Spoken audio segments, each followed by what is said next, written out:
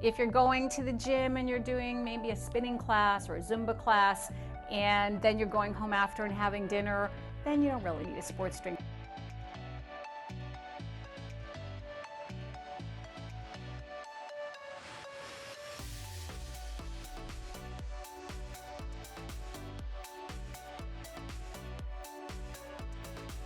Are energy drinks helpful before you go to the gym and work out?